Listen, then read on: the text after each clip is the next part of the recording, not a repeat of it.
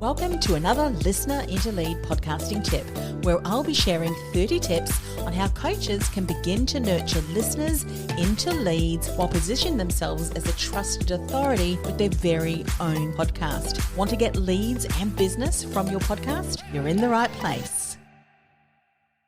Hi, this is Anne-Marie and welcome to another Listener into Lead podcast tip for coaches and consultants who want to launch a podcast to nurture listeners into leads, get clients and build their business with their podcast. This is tip number 28. Now on tip 7 of this Listener into Lead series, you would have heard me share, where do you start when it comes to your podcast? And you start with the end in mind, but not just any end in mind, but a specific end in mind, because specificity is key. For instance, a goal that I shared in that tip, I want to build visibility and brand awareness with a podcast. That wasn't specific. Nor is I want to grow my podcast downloads to 1,000 downloads per episode. That's not specific either. So go back and listen to tip number 7 if you want to learn how to become more specific. Go back to that tip. But something else that I wanted to talk about when it comes to the end in mind is thinking about these things. Number 1, your overall message and where you want to position yourself as a trusted authority. And then number 2, your overall business model and where specifically you want to lead people along your customer journey so that you can begin to seed and lead people in the most integral of ways. And I'll speak more about the customer journey and your podcast in tip number 29.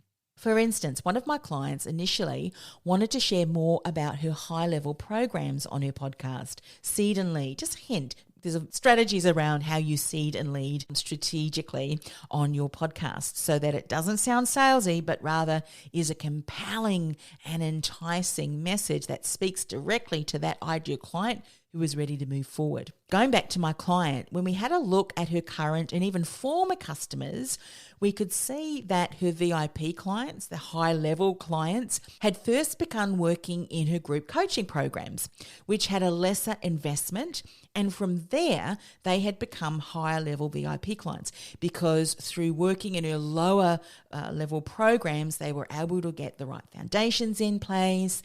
They were able to make sure they had things working for them before they continued to scale up into the next level. So she needed them to go through those lower programs first.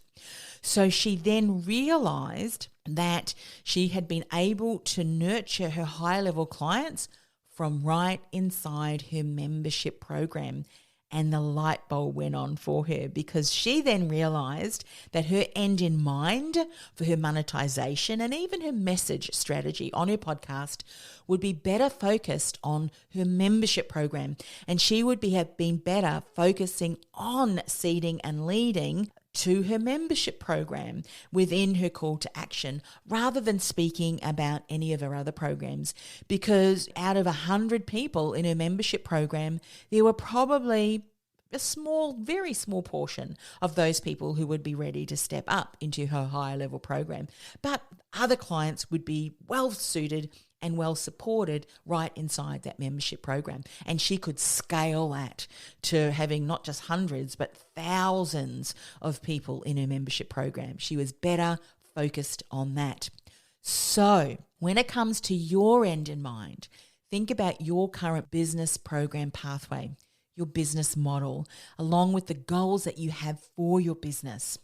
Can you get clear on how best your podcast can support you in achieving those goals? That's what you need to focus on, because once you do, you can ensure that you've got the right strategy in place, the right call to action at the end of your podcast, the right follow-up system that continues to build know, like, and trust and nurture listeners into leads and ultimately inquiries and paying customers for the programs that you are seeding and leading and showcasing and sharing more insights about on your podcast and in your follow-up strategy. However, it all starts with getting clear on the end in mind so that you can have the right podcast strategy in place to support you. I'll see you in the next tip.